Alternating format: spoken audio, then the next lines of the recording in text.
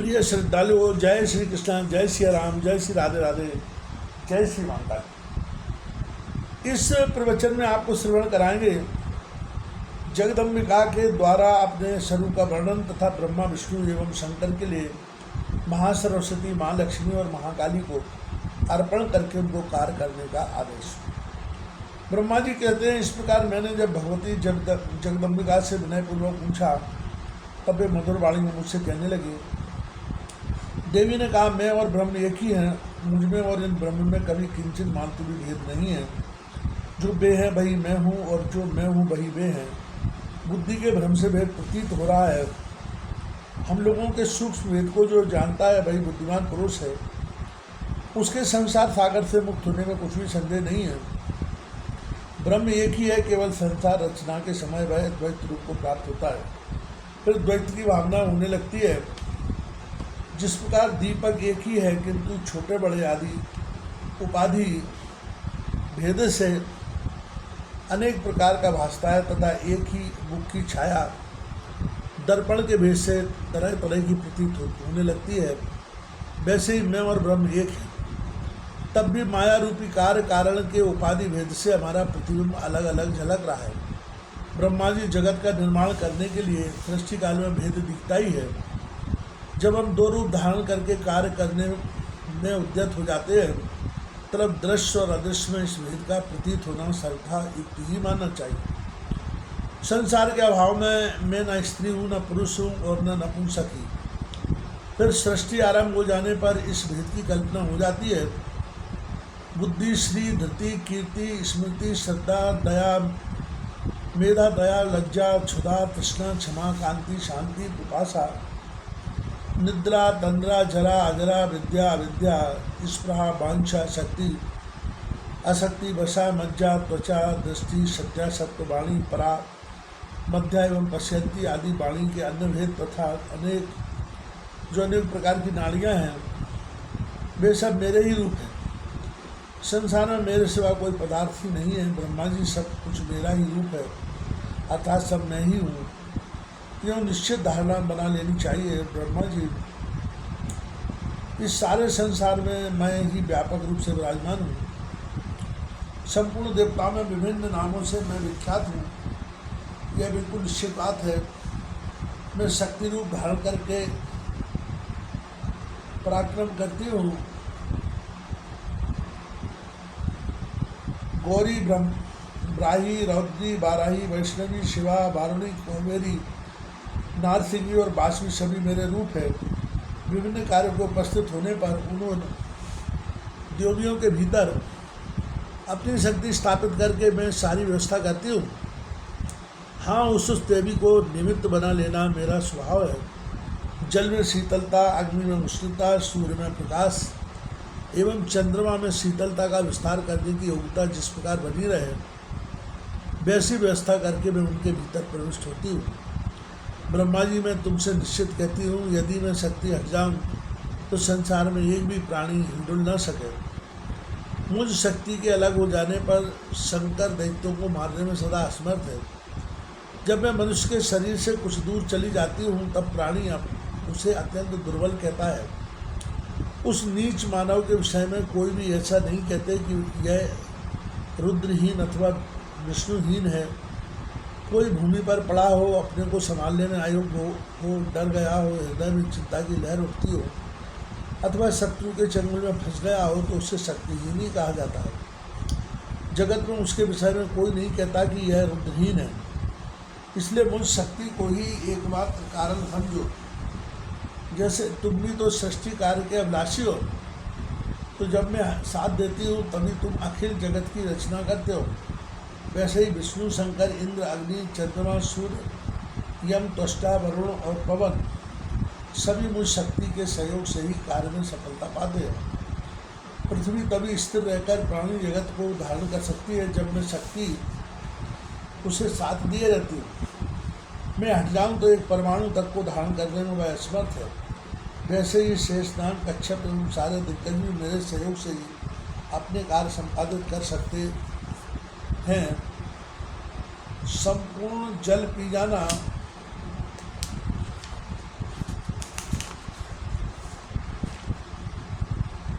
अग्नि की सत्ता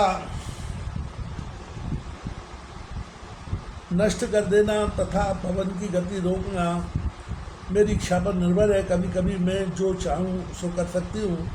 ब्रह्मा जी, मुझ शक्ति के प्रयाण कर जाने पर समस्त प्राणी निष्प्राण है।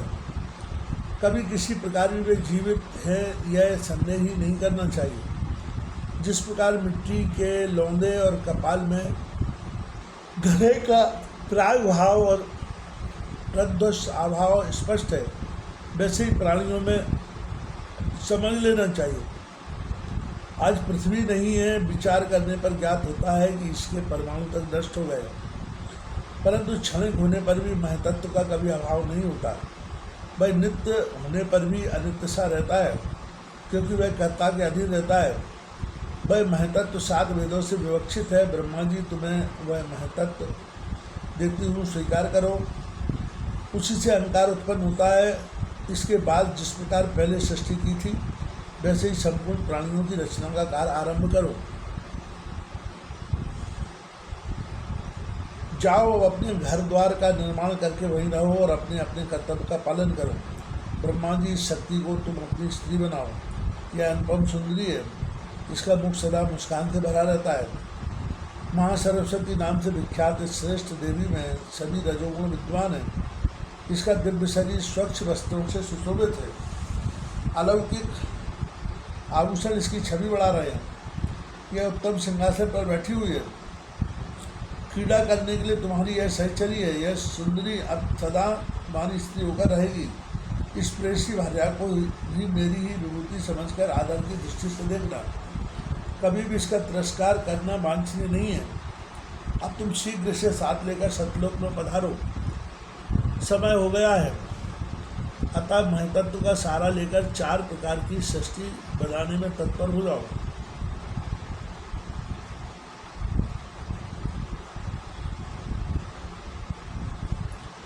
उस महतत्व में कर्म और जीव के साथ शरीर विद्वान है। पूर्व कल्प की भांति पुनः सृष्टि कर लो, परंतु ध्यान रखना, काल, कर्म, स्वभाव और गुण आदि कारणों के अनुसार ही सारी चराचर सृष्टि रचनी है। विष्णु तुमसे सदा आदर और सत्कार पाने के अधिकारी है, क्योंकि सत्गुण की प्रधानता होने के कारण वे सदा सब तरह से श्रेष्ठ माने जाते हैं। जिस जिस समय तुम लोगों के सामने कोई कठिन कार्य उपस्थित होगा, तब तब ये विष्णु धराधाम पर प्रकट हो जाएंगे, कहीं पशु योनि में और कहीं मानव योनि में। इनका अवतार होगा। प्रकट होकर दानवों का संहार करना इनका स्वाभाविक गुण है। ये महाबली महादेव भी तुम्हारी सहायता में रहेंगे। अब तुम देवताओं की रचना करके आनंदपूर्वक विचार करो। ब्राह्मण, क्षत्रिय और वैश्य अत्यंत सावधानी के साथ अधिक यज्ञों से सभी देवताओं की उपासना करेंगे। यज्ञ में प्रचुर दक्षिणाएं बांटी जाएंगी।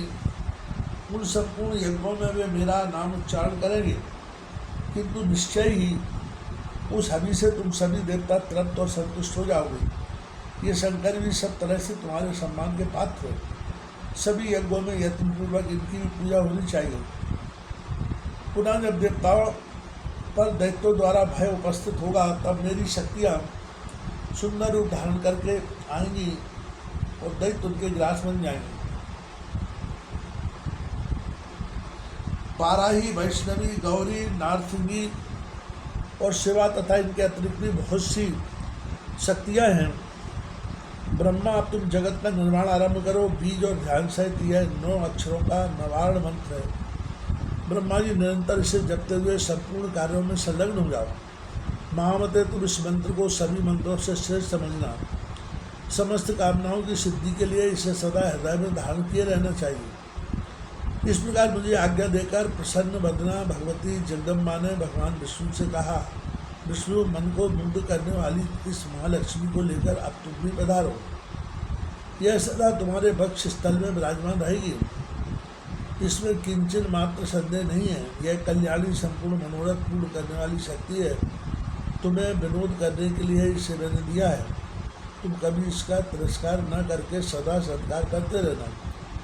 अब मैंने तुम्हें लक्ष्मी नारायण कहलाने की सुविधा दे दी है। देवताओं की जीविका स्थिर रखने के लिए मैंने सब प्रकार के यज्ञों का निर्माण कर दिया है। तुम तीनों प्रेम पूर्वक साथ रहकर भाग ग्रहण करना। तुम ब्रह्मा, शिव और ये देवता सभी मेरे प्रभाव से प्रकट हुए हो, अतः ये सबसे सम्मान पाने के अधिकारी एवं पूजा के पात्र होंगे। इसमें कोई संदेह नहीं है। जो मूर्ख मानव इनमें भेदबुद्धि रखेंगे उन्हें निश्चय ही नरक में जाना पड़ेगा। जो विष्णु है वे ही साक्षात शिव है, और जो शिव है वे ही स्वयं श्री हरि है। इनमें भेदभाव रखने वाला मनुष्य नरक का अधिकारी होता है। ऐसे ही ब्रह्मा के विषय में भी समझ लेना चाहिए। इसमें कुछ भी अन्यथा विचार करना अनावश्यक है। विष्णु गुणों में जो दूसरे भेद है वे तुम्हें बताती हूँ।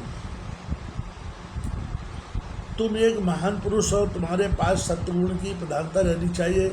अन्य रजोगुण और तमोगुण तुम में गौड़ होकर रहेंगे। विभिन्न जगत में रजोगुणी होकर तुम इस लक्ष्मी के साथ सदा आनंद करना। रमाकांत पहला बाघ बीज एम, दूसरा काम राज बीज क्लीन और तीसरा माया बीज हीम। ये मेरे मंत्र हैं, ये क्लीम हीम। तीसरा मंत्र जो तुम्हें बताया है उसके प्रभाव से श्रेष्ठ अर्थ सुलभ हो जाता है। विष्णु तुम इस मंत्र का निरंतर जप करते हुए आनंद पूर्वक बेहरो। जब मैं संपूर्ण चराचर विश्व को अपने में लीन कर लूँगी तब तुम लोग भी मुझ में प्रवेश कर जाओगे। भक्ति और मुक्ति देने वाले इस मंत्र को सदा स्मरण रखना चाहिए। कल्याण की इच्छा करने वाला पुरुष ओम इस प्रणव के साथ मंत्र जप करें। पुरुषोत्तम तुम वैकुंठ की रचना करके वहीं विराजमान रहो। मैं सदा स्थिर रहने वाली आद्या शक्ति हूँ। मेरा चिंतन करते हुए इच्छानुसार विहार करना। ब्रह्मा जी कहते हैं भगवती त्रिगुणा निर्गुणा और प्रकृति से परे। भगवान विष्णु से उपयुक्त बातें कहने के पश्चात वे महाभाग शंकर के प्रति भद्रवाणी में बोले। देवी ने कहा, शंकर मन को मुग्ध करने वाली यह महाकाली गौरी नाम से विख्यात है। तुम इसे पत्नी रूप से स्वीकार करो। कैलाश की रचना करके वहीं रहो और उसके साथ सुखपूर्वक आनंद करो। तुम्हारी लीला में तमोगुण की प्रधानता रहेगी। सत्वगुण और रजोगुण गौर होकर रहेंगे। रजोगुणी और तमोगुणी बनकर अक्षरों का संहार करने के लिए लीला आरंभ कर दो। परम पुरुष का ध्यान करने के लिए तुम तप कर चुके हो। महादेव तुम बड़े पुण्यात्मा हो। परमात्मा शांत स्वरूप है, उनमें सत्गुण प्रधान है। तुम्हें उनकी शरण लेनी चाहिए। तुम तीन गुणों से संपन्न हो। सृष्टि, स्थिति और संहार तुम्हारे कार्य हैं। संसार में कहीं भी कोई ऐसी वस्तु नहीं है जो इन तीन गुणों से अतिरिक्त हो। जगत में जितने पदार्थ दिख रहे हैं वे सबके सब त्रिगुणामय हैं। निर्गुण होकर सबको दिखाई दे ऐसी कोई वस्तु न थी और न होगी। त्रिगुणा तो निर्गुण तो परमात्मा है जो कभी स्पष्ट दृष्टिगोचर नहीं होते। शंकर में समयानुसार सगुण और निर्गुण भी रूप धारण कर लेती हूँ। मेरा विग्रह सर्वोत्तम है। मैं सदा कारण लेकर रहती हूँ, कभी कार्य की श्रेणी में नहीं गई। कारण होने की स्थिति में मेरा रूप सगुण रहता है। परम पुरुष परमात्मा के पास में निर्गुण रूप से रहती हूँ। अहंकार एवं शब्द स्पर्श आदि महतत्व के गुण हैं।